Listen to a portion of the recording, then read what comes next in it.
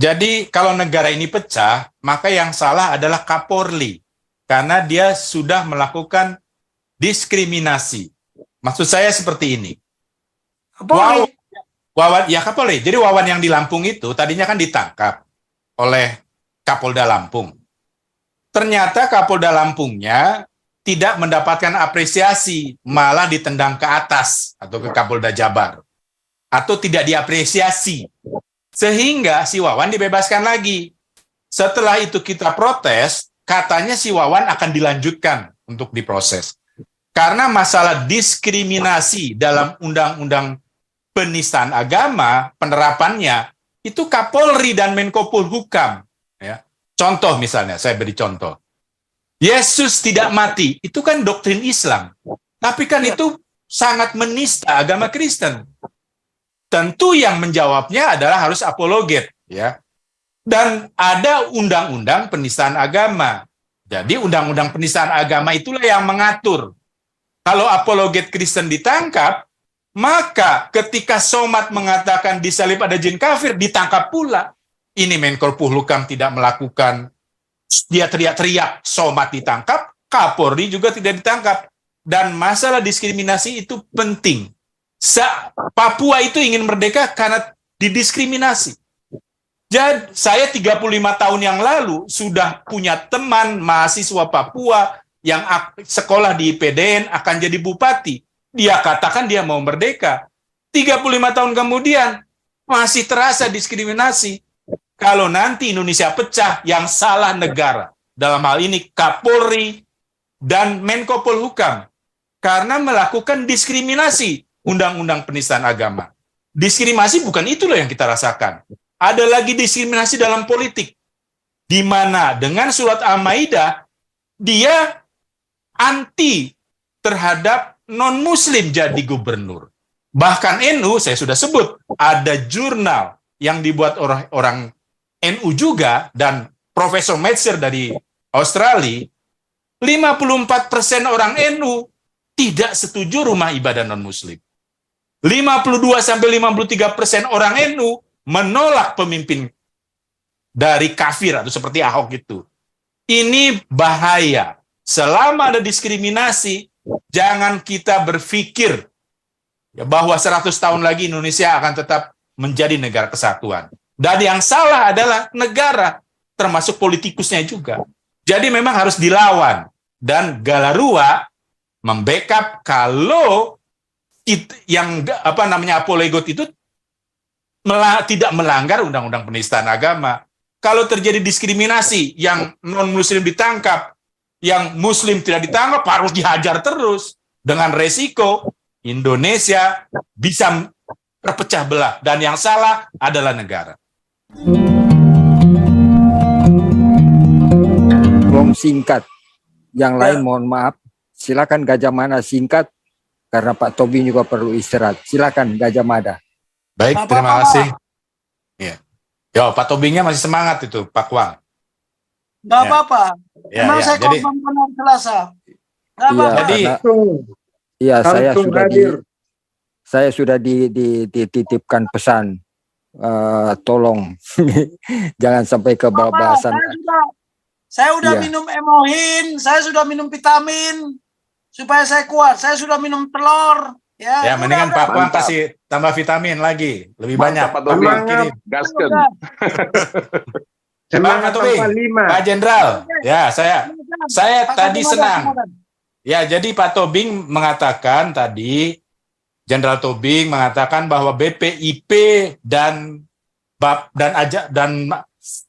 kuliah Pak Tobing adalah mungkin komplementer ya.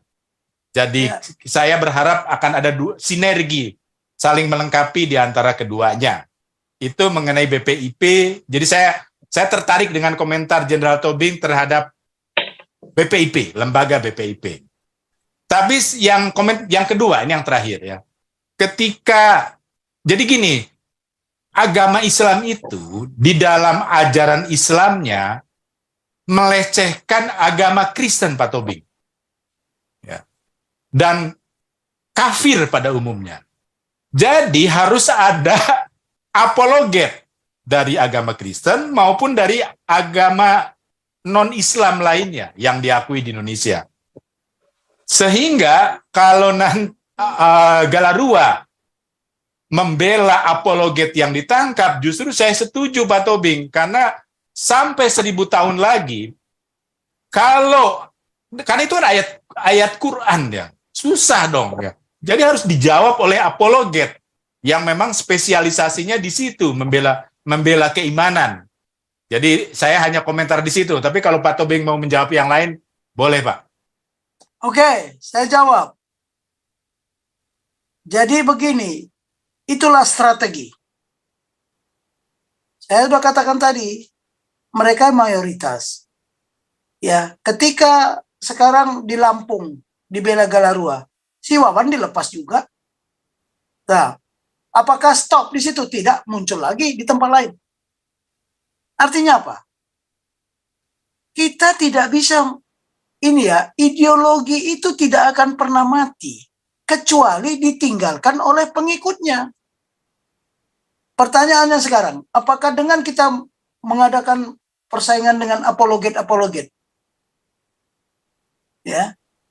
Makanya hati-hati paradigma di Indonesia. Kalau Bu Supiatul, Paul Jang ngomong di luar negeri sana, nggak masalah. Kenapa? Karena mereka bukan di ruang hidupnya kita. Nah, ini yang tidak dipahami. Kalau menurut saya, apologet itu tidak perlu menjelekkan mereka juga. Biar kita dijelekkan, tapi beritakanlah kebenaran. Makanya di Matius 6:33 itu jelas. Carilah ya terlebih dahulu kerajaan Tuhan dan kebenarannya. Kenapa di situ? Kalau bahasa Inggrisnya jelas ya. But seek first, kata-kata first, the kingdom of God and His righteousness. Everything will be added to you. Nah, kita bicara kebenaran kita aja. Contoh, orang mau ngomong apa terserah. Kalau saya, saya bermain juga di keyakinan. Ya, ini mungkin setiap minggu, cuman minggu ini agak karena kemarin saya ke Magelang. Saya bicara di rumah, Papua, rumah doa segala bangsa. Ya, sama ada pastornya sana, ada Bu Eli. Saya ngomong, tapi saya bicara kebenaran. Jadi sampaikanlah kebenaran yang diajarkan siapa? Ya Tuhan Sang Raja itu. Tidak perlu kita bicara orang lain. Kebenaran. Sampaikan kebenaran. Why? Mengapa? Ya. Mengikut Yesus adalah suatu kebenaran. Ya karena dia kebenaran itu. Itu yang harus disampaikan ketika Anda bersaing. Makin memancing musuh. Dan bisa kita hadapi mereka banyak. Karena mereka punya kekuatan di Indonesia ini. Apa pusat kekuatan? Mereka bebas bermanover, sementara Anda enggak. Saya bilang sama Paul Jang, kalau Paul Jang bebas dia bermanover di sana. Kalau kita, sama si Kace, tanya si Kace, udah saya telepon enggak dia dulu sebelum dia ditangkap. Makanya kemarin saya agak marah ketika ada seminar kecil-kecilan menegakkan hukum bagi orang yang beribadah di Indonesia. Lah kalian bukan respon. Kalian spontanitas atau aksi, reaksi ada aksi. Sebelumnya dong. Itu baru jagoan. Respon, bukan spontanitas. Sudah ada masalah. Saya setuju ada apologet. Tapi Anda di mana? Anda berada di paradigma yang ini sekarang lagi konflik besar-besaran. Nah, kekuatan mereka, contoh ya, pusat kekuatan itu, tahu nggak? Karakteristik, ciri-ciri. Di mana sekelompok ya, berdasarkan lokal, berdasarkan di mana dia hidup, dia mempunyai kebebasan bermanover, satu. Kemudian punya semangat juang, semangat bertempur. Untuk mempertahankan apa? Paradigmanya. Makanya saya setuju, apologet, saya juga apologet. Tapi saya ngapain menjelek-jelekan mereka? Tapi saya bicara kebenaran. Itu apa kebenaran? Mengapa kita menjadi seorang Kristen? Katakanlah pengikut Kristus, bukan beragama Kristen. Nah, karena di Indonesia ini bersaing yang dua ini. Nah, kalau orang mereka pindah, dari kita pindah, atau katakan dari kepercayaan lain pindah ke mereka, disebut mualaf. Sementara mereka disebut murtad. Itulah konflik terminologi. Padahal sama-sama murtadnya. Tapi ngapain saya bicara itu? Nggak perlu. Itulah ujian bagi kita. Kita sekarang lagi diuji. Itulah namanya baptisan api. Kita diuji, dicaci maki kayak apa, biarkan. Itulah baptisan api. Kita tahan uji nggak? Tapi banyak juga pendeta yang mualaf. Aneh kan? Kenapa? Nah, nanti kalau saya ngomong di sini, nggak enak juga saya. Saya udah berkali-kali, nggak ada itu pendeta. Siapa? Tuhan Yesus menciptakan pendeta di mana? Nggak ada itu. Bikinlah pendeta, bikin sekolah, nggak jelas. Bikin gereja. Apa tanpa gereja kebenaran Tuhan itu nggak bisa kita sampaikan? Nah, disitulah kita banyak yang salah paradigma. Di Batu Karang inilah saya akan bangun eklesia.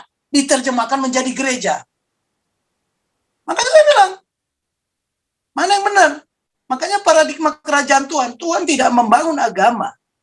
Tuhan tidak membangun demokrasi. Dia ingin bagaimana kerajaan Tuhan itu terwujud di bumi. Kerajaan surga itu datang ke bumi.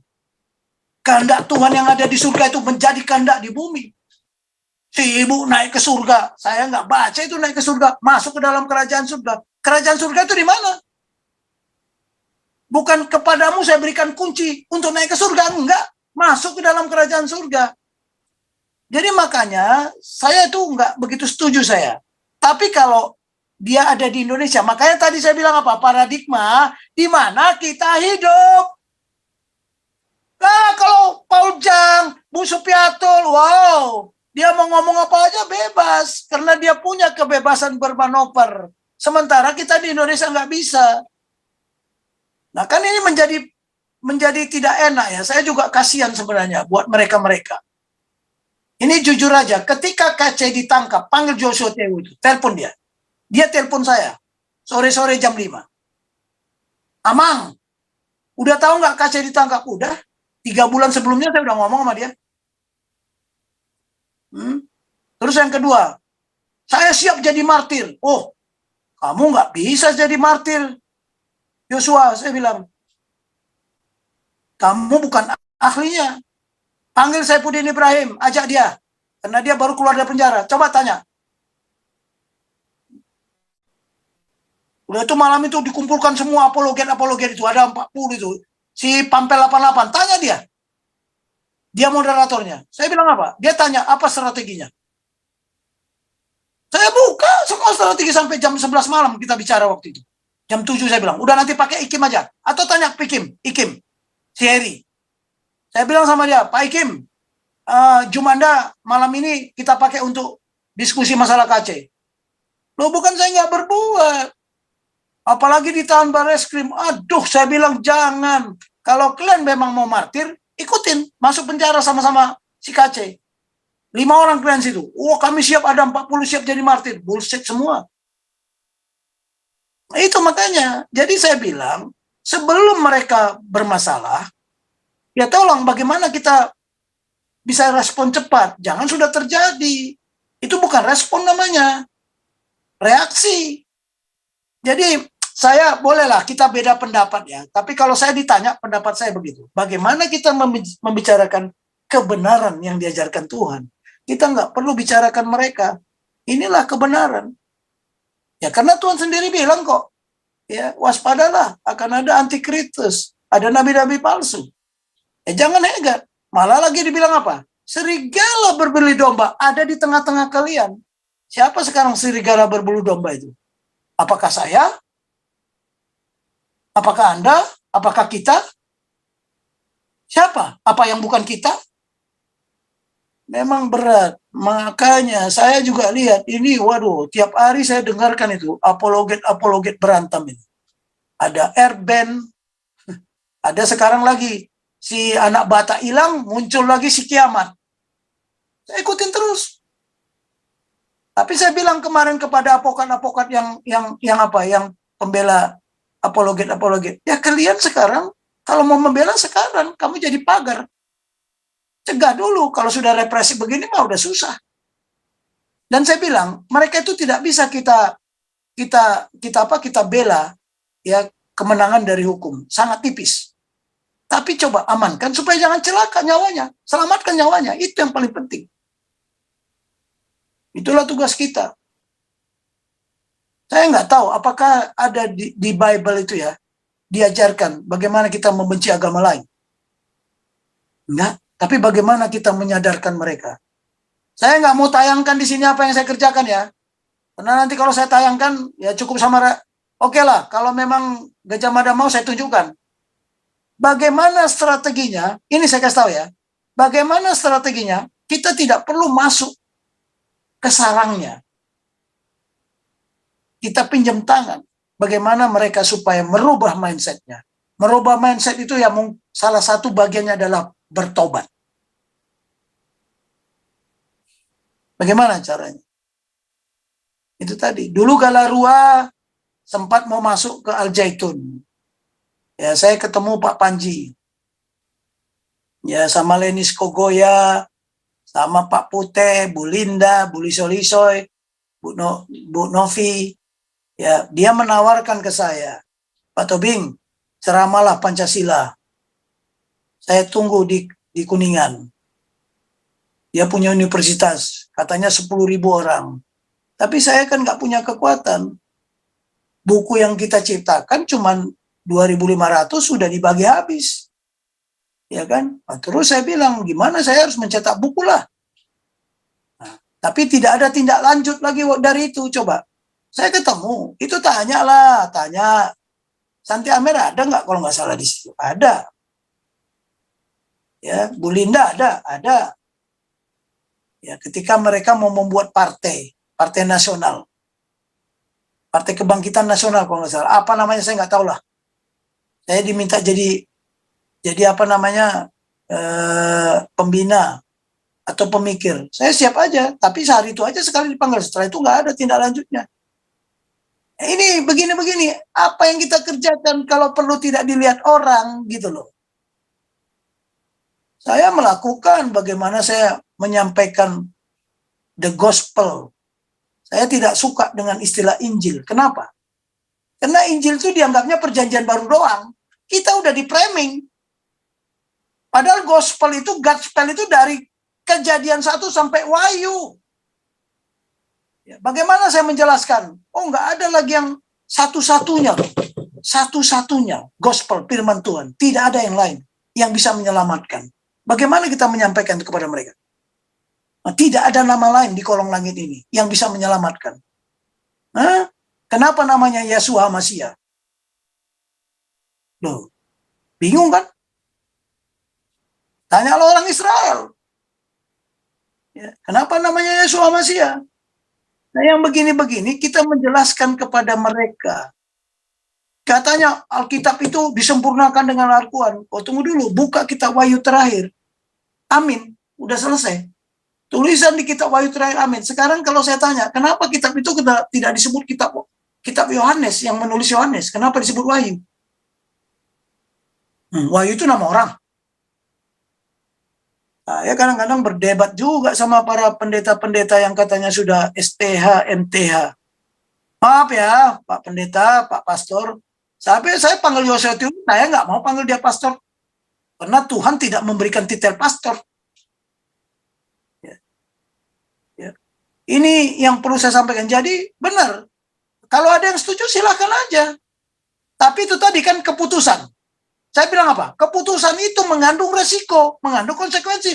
Kalau kita setuju apologet berantem dengan apologet, kita sudah tahu resikonya apa, konsekuensinya apa. Itulah keputusan. Tapi kita tidak paham. Kasihan sebenarnya. Kasihan. Nah, cilakanya mereka dijebak tidak tahu lagi. Karena beda paradigma kan. Hati-hati loh, ilmu paradigma ini nggak main-main ini. Karena tanpa paradigma kita nggak bisa hidup. Kita mau hidup di paradigma kerajaan Tuhan, paradigma di negara kesatuan Republik Indonesia, beda lagi kalau di Singapura. Beda di Singapura. Karena kalau saya dulu bergaul sama jenderal-jenderal Singapura, kolonel-kolonel Singapura, kadang-kadang saya tanya, Anda kok nggak ke gereja ya?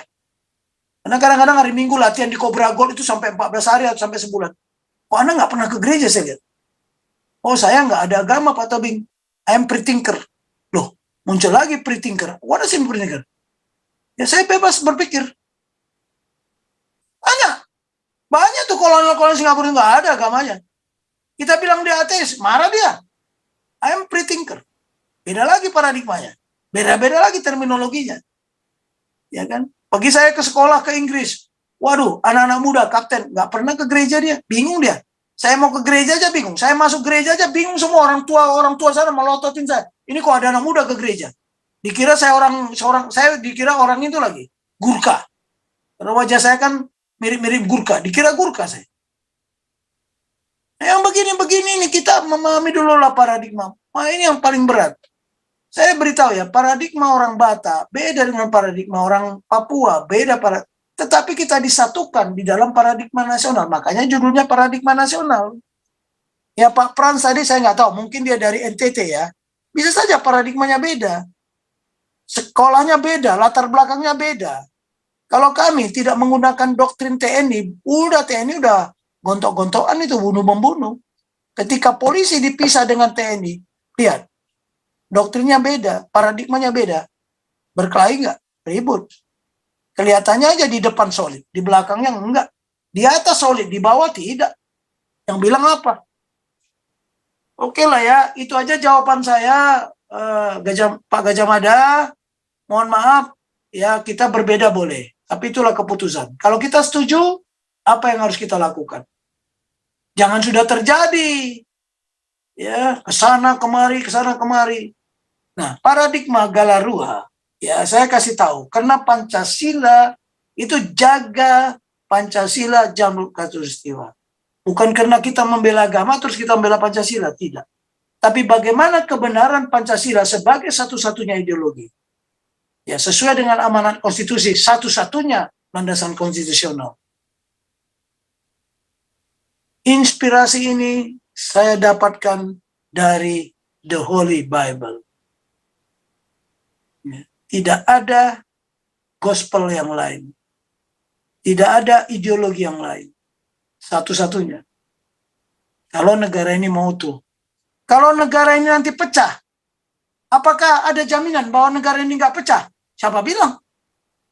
Boleh berperanggapan. Jika negara ini, kesatuan republik ini pecah, boleh berperanggapan. Belum jadi fakta kok.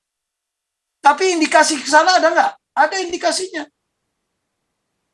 Gitu loh. Ini yang saya mau sampaikan. Saya komentarin ya. Boleh Pak Tobing, Jenderal Tobing? Silakan. Jadi kalau negara ini pecah, maka yang salah adalah Kapolri. Karena dia sudah melakukan diskriminasi. Maksud saya seperti ini. Kapolri.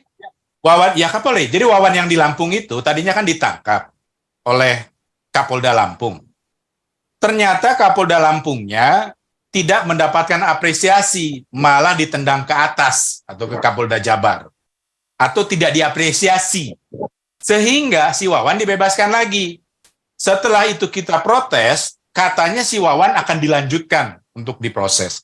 Karena masalah diskriminasi dalam undang-undang penistaan agama, penerapannya, itu Kapolri dan Menko Polhukam. Ya. Contoh misalnya, saya beri contoh. Yesus tidak mati, itu kan doktrin Islam. Tapi kan itu sangat menista agama Kristen. Tentu yang menjawabnya adalah harus apologet. Ya. Dan ada undang-undang penistaan agama. Jadi undang-undang penistaan agama itulah yang mengatur. Kalau apologet Kristen ditangkap, maka ketika Somad mengatakan di salib ada jin kafir, ditangkap pula.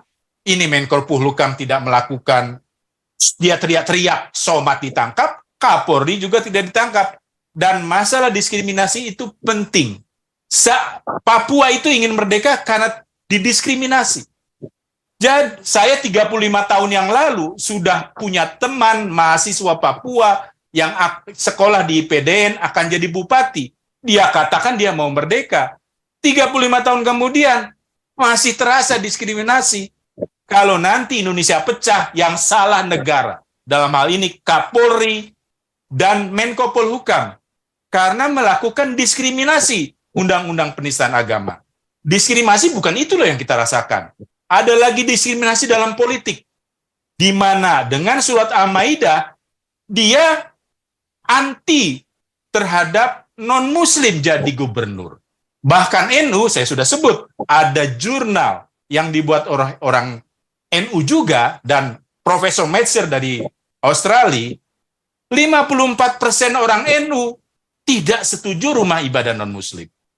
52-53% orang NU menolak pemimpin dari kafir atau seperti Ahok itu. Ini bahaya. Selama ada diskriminasi, jangan kita berpikir ya, bahwa 100 tahun lagi Indonesia akan tetap menjadi negara kesatuan. Dan yang salah adalah negara, termasuk politikusnya juga. Jadi memang harus dilawan.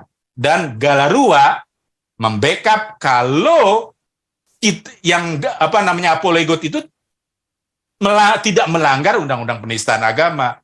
Kalau terjadi diskriminasi, yang non-muslim ditangkap, yang muslim tidak ditangkap, harus dihajar terus. Dengan resiko Indonesia bisa terpecah belah. Dan yang salah adalah negara.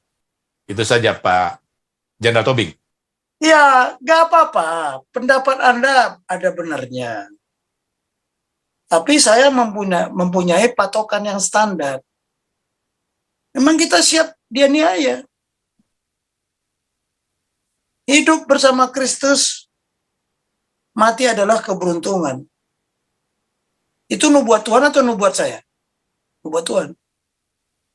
Jadi makanya kita bilang, kan saya kira patokan standar. Kalau kita mau menyelamatkan dia, jangan sudah terjadi. Tapi bagaimana sebelum mencegah lebih baik. Kalau sekarang kan sudah jadi represif namanya. Mau menyalahkan si Listio Sigit, mau menyalahkan, ya itu tadi karena dia tidak paham paradigma bernegara ini, karena mereka bukan negarawan.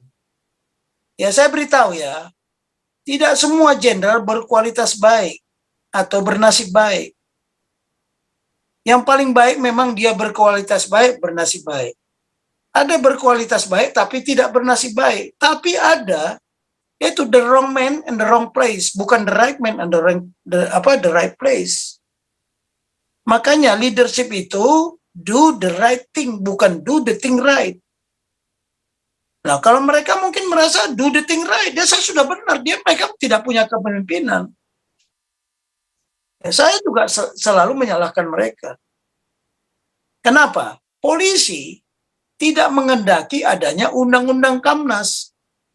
Dia maunya undang-undang Kamnek. Saya udah sampai banting-banting meja di Dirjen Perundang-undangan. Nanti kapan saya tayangkan di sini, bagaimana mereka menyusun undang-undang keamanan negara supaya mereka tujuannya apa? Membentuk Menteri Keamanan Negara. Gitu loh. Tapi tidak ada standarnya. Di mana-mana di Dewan PBB juga Dewan Keamanan, bukan Dewan Keamanan Negara. Bangsa-bangsa yang di sekitar kita, jangankan Timor Leste aja ada Dewan Keamanannya. Ada undang-undang keamanannya. Saya bahas kok. 11 negara kita bahas di Hawaii sana, termasuk Timor Leste. Ya, Nepal. Saya ini pelaku ya. Ya, untold story. Di situ ada polisi. Wah, ngamuk-ngamuk kita bicara undang-undang Kamnas. Sampai orang Amerika aja kaget. Dia ngotot undang-undang keamanan negara. Saya tahu kok siapa dia. Sama-sama saya berangkat ke sana. Pertama kali. Yang kedua kali nggak ada mau polisi mau kirim ke sana. Padahal saya kondisikan. Saya bersama Pak Panjaitan waktu itu. Hotma Panjaitan yang sekarang jadi staf ahlinya Menhan. Dia dulu itu Sesmenko. Ya, kenapa? Ini persoalan di negara. Saya bilang paradigmanya. Nggak ada paradigma Dewan Keamanan Nasional. Kalau ada Dewan Keamanan Nasional, Polri harus tunduk. Menko Polhukam bukan Dewan Keamanan Nasional. Dia hanya menteri koordinator, bukan menteri komando. Dia nggak bisa mengomando. Apa bisa dia memberi komando kepada Menhan? Nggak bisa. Dia hanya koordinator. Tapi celakanya, ya kita manusia Semua membutuhkan koordinasi, tapi begitu dikoordinasikan sulit. Everybody wants koordinasi, but difficult to be coordinated. Itu saya pelajarinya itu sudah sampai lama itu. Sekarang contoh ya, menghadapi virus saja, kita nggak bisa kok. Apa ada koordinasi? Nggak ada. Antara Menkes, Menhan, Panglima TNI nggak ada. Setelah banyak yang meninggal baru sibuk. Ya, ikut TNI. Ya karena nggak ngerti konstitusi. Emangnya Menko Polhukam tahu? Allah. Nggak tahu. Saya lebih tua dari dia ya, 3 tahun. Ilmu saya juga lebih banyak. Saya memang nggak profesor. Saya hobi. Beda profesi sama hobi. Kalau namanya hobi, beda. Saya hobi komputer. Saya profesi komputer, beda nggak? Beda. Sama dengan saya. Saya hobi dengan Pancasila ini, dengan konstitusi ini. Hobi. Saya hobi mengajar. Panglima, Pangdam, dia hanya dikenal oleh anak buahnya aja. Tapi kalau guru, murid-murid yang panglima-panglima ini semua pernah jadi murid saya lebih dikenal mereka. Ada kesulitan. Jadi beda, karena saya memang talenta saya mungkin di pendidikan dan pelatihan. Ya, bagaimana saya melatih TNI, bagaimana saya mendidik mereka. Nah, ilmu ini saya dapatkan di mana? Ya, saya sekolah guru militer aja setahun sekolah pelatih aja setahun. Menjadi perwira pelatih di Inggris itu setahun sekolahnya. Menjadi sekolah staf beda, menjadi sekolah komandan beda. Jadi memang sesuai dengan kriterianya. Dia sekolah mau calon komandan, ya sekolah komandan. Dia mau jadi staf, ya sekolah staf. Dia mau jadi mau jadi guru, ya sekolah guru, sekolah pelatih. Sekarang Galarua. Ya saya beritahu, organisasi ini kan saya bilang, lengkapi dulu leadership-nya. Bagaimana pengorganisasiannya, apa doktrin yang diajarkan. Orang di Galarua aja nggak ngerti Pancasila, banyak yang memper-memper aja, ya ikut-ikutan, malah dikhawatirkan bahwa Galarua ini dimanfaatkan. Hati-hati loh, saya bukan tidak mengikuti ya, saya tidak tidur mengikuti. Istri saya aja bingung, sambil tidur aja kok bisa dengarkan YouTube. Nah itulah kelebihan saya, bedanya di situ. Ya, bukan saya pamer, ya Tuhan yang ngasih karunia itu. Terus karunia itu nggak saya gunakan, ya salah saya. Berkuasalah atas karunia, bukan berkuasa atas manusia. Hati-hati loh. Mana Tuhan bilang ada? Biarlah dia berkuasa. Let them dominion. Ya. Let us make a man. Koma, ya segambar dan serupa. Let them. Kenapa bukan Tuhan bilang let us berkuasa? Tapi let them dominion, berkuasa. Artinya manusia yang diciptakan itu memang sudah diberi kuasa untuk memimpin, tetapi banyak yang menjadi pengekor. Itu yang menjadi pertanyaan. Banyak yang jadi penjilat. Nah itu. Kita bicara leadership, saya bicara ini baru paradigma, baru bicara Pancasila ini juga hari ini seri kedua ini. Saya ulangi lagi dari awal. Karena kebetulan ini ada 1.000 lebih yang mengikuti ini, terutama adik-adik yang kemarin kebetulan di SMA Taruna saya diberi kesempatan untuk membekali mereka 2 hari. Sampai api semangat bela negara, api unggun dibakar malam-malam itu pun saya masih ikut di situ. Menikmati ikrarnya mereka. Anak-anak muda loh. Nah sekarang bicara kebenaran. Kepada siapa mau kita sama Ustadz Somad? Nggak akan mungkin lagi udah. Nah karena Tuhan sudah yang bernubuat itu. Di kitab Kejadian itu sudah ditentukan permusuhan abadi. Turunan si ular ini, turunan tuh benil, akan meremukkan kakimu. Turunan perempuan ini akan meremukkan kepalamu. Itu permusuhan abadi. Sekarang tanya aja diri kita ini, ada nggak darah si ular itu, turunan si Kain itu? Atau kita turunan Set karena udah kawin-mawin. Itu makanya Tuhan harus turun menjadi manusia, karena manusia yang berhak berkuasa. Itu sebabnya ketika Tuhan Yesus turun menjadi manusia, kepadaku telah diberikan otoritas di surga dan di bumi dan di bawah bumi. Karena dia udah jadi manusia. Kalau dia tidak jadi manusia, Tuhan melanggar nubuatnya. Karena let them, biarlah manusia itu berkuasa. Tapi kenapa kalau pertanyaannya, jangan bilang, oh turun, Tuhan Yesus turun ke bumi. Bukan begitu. Menjadi manusia kok dituhankan. Ya buka ayatnya itu.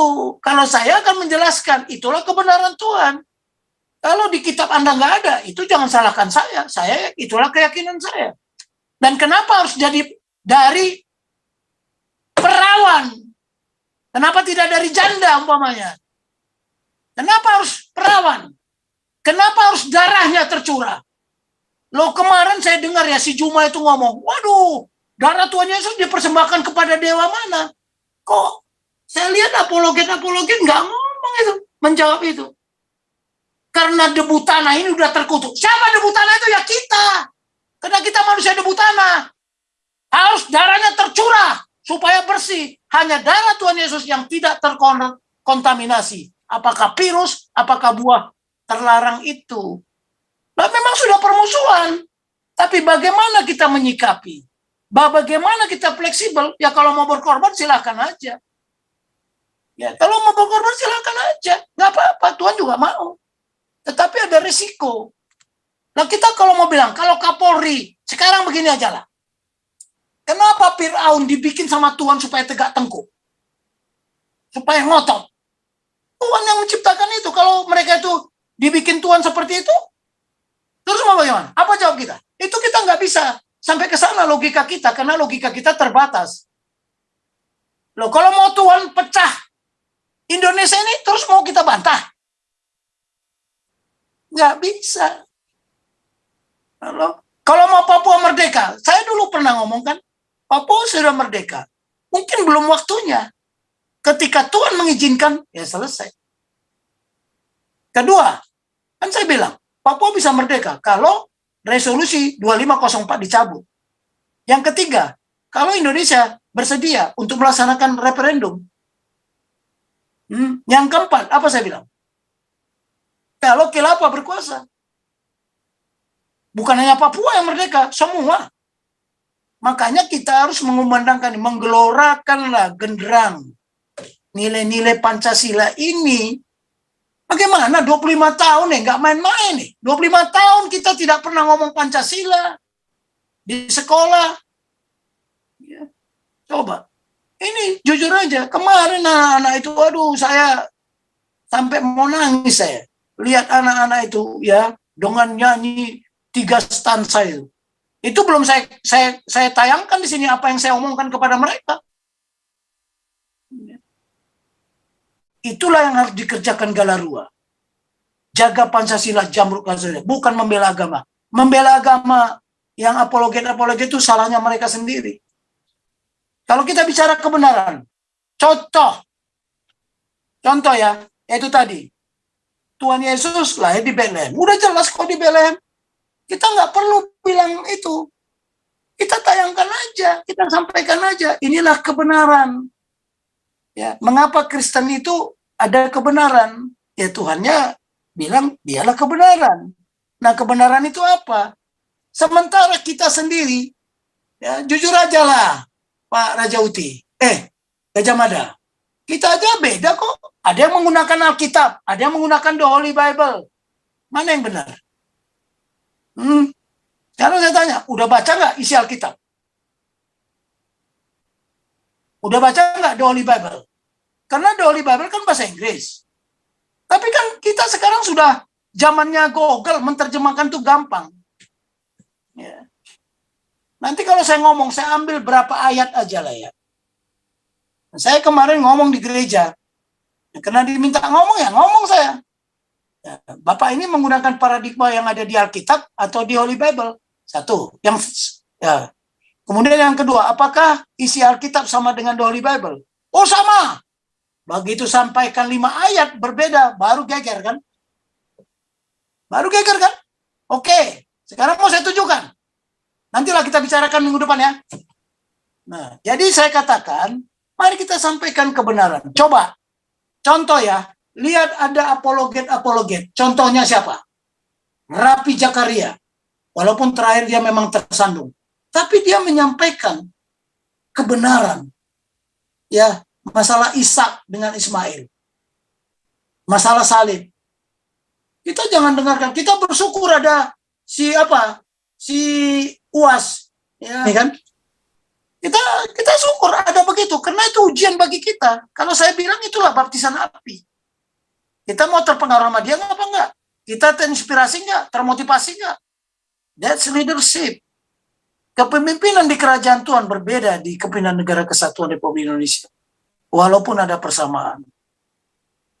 Ya. Ini Raja Uti kalau saya suruh buka Alkitab satu aja ayat. Mungkin geger nanti. Tapi udahlah. Nggak ada waktu ya. Minggu depan lah saya buka. Jadi antara Alkitab sama The Holy Bible juga beda. Pak Samsung, Pak Galaxy, tolong ya. Nanti kita kupas itu sementara. Saya nggak. Nah, beda ya. Alkitab sama The Holy Bible beda. Alkitab artinya kumpulan kitab-kitab. The Holy Bible beda. Holy mean suci. Kitab suci.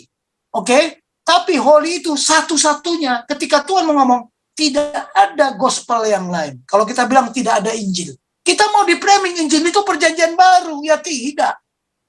This gospel. Tuhan bilang apa? Aku datang untuk menyampaikan berita sukacita. This gospel. Baca di Bible. Apa gospel? Gospel. Bukan Injil. Itu makanya saya bilang kita konflik terminologi. Konflik paradigma. Makanya saya mulai dari paradigma. Karena kita sendiri berbeda paradigmanya. Kalau saya hidup di kerajaan Tuhan, paradigmanya apa? Padahal Tuhan sudah menubuatkan seperti itu. Jadi kita ini karena udah kawin-mawin, adalah darah dari si Kain. Ya, turunan ular itu, ada juga darah dari turunan si Set. Walaupun sudah dihabiskan Tuhan, menyesal dia menciptakan manusia sampai Nuh. Nuh itu genuine, tapi istrinya turunan si Kain. Lahirlah Ham, Sem, Japet. Makanya saya kemarin tanya murid-murid yang dari Papua, adik-adik yang dari Papua, ya, Anda turunan Abraham nggak? Nggak bisa jawab. Ada yang bilang, iya, saya turunan Abraham. Dari mana? Makanya kita harus tahu siapa kita. Saya bilang tidak. Saya tanya lagi, Dek, kamu tahu nggak? Istrinya Abraham ada berapa? 2. Sarah sama Hagar. Buka Kejadian 25 ayat 1. Ternyata Abraham mengambil istri yang ketiga. Berapa anaknya? 6. Bingung lagi. Dari 6 ini yang mana? Nggak mungkin dari Abraham lahir rambut keriting, kulit hitam, saya bilang. Nah, makanya kembali ke sana lah. Sekarang saya tanya, orang Papua asli lahir dari bumi Papua? Tidak, itu semua tanah kerajaan Tuhan. Emas yang ada di sana, semua kerajaan Tuhan. Tetapi manusia diberikan kekuasaan untuk menguasai yang ada di laut, ikan-ikan di udara, dan yang ada di bawah bumi dan di atas bumi. Diberikan kekuasaan. Lah kalau orang Papua menyadari, tidak mungkin dia minta merdeka. Lah kalau dia minta merdeka, Bata juga merdeka. Dia bilang ras, kami juga ras. Yang begini-begini karena tidak paham paradigm. Ya, kita pelan-pelan lah, kita ngomong. Bagaimana kita menyampaikan kebenaran? Ya, mengapa Tuhan Yesus mengatakan, akulah jalan kebenaran dan hidup? Bukan hidup duluan, bukan akulah hidup.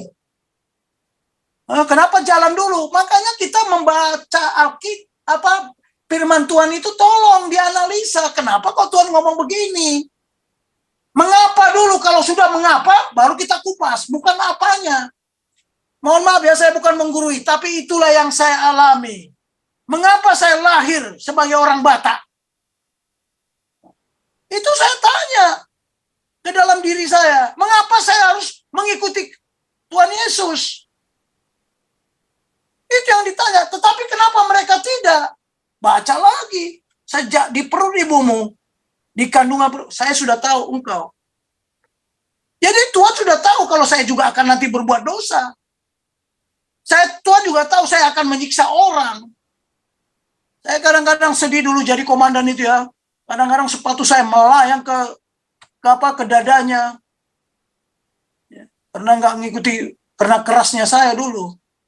Ya, saya suruh makan kulit pisang puntung rokok yang kalau saya lihat, dia lihat puntung rokok dibiarkan aja, korek api, saya suruh telan. Makanya saya di asrama dulu nggak ada cari puntung rokok, apalagi korek api, nggak ada. Tanya anak buah saya, masih hidup. Tapi setelah saya pensiun, mereka juga tetap sayang, walaupun mereka ada yang korban ya. Belum lagi saya operasi militer kan. Mohon maaf lah ya bapak-bapak, tapi sudahlah, apa yang saya tabur sekarang saya tuai. Ya. Tapi saya berpegang, itu saja. Saya tidak akan murtad, karena ada larangan Tuhan Yesus. Jangan kamu murtad. Ada, nanti kita buka ayatnya. Jadi banyak juga apologet-apologet ini nggak paham juga menyampaikan. Hati-hati loh. Lihat Rapi Zakaria, bagaimana dia meyakinkan ustadz-ustadz yang ada di Timur Tengah. Ngapain lagi kita membicarakan salib? Ngapain kita bicarakan Ismail dan Isa? Ngapain? Tapi dia menyampaikan, inilah kebenaran yang kami yakini. Itulah jawaban saya, Pak Gajah Mada. Silakan kalau kalian mau bertarung terus, silakan aja. Kau bilang kau menang debat, lawan domba yang sesat. Kau bilang banyak yang tobat.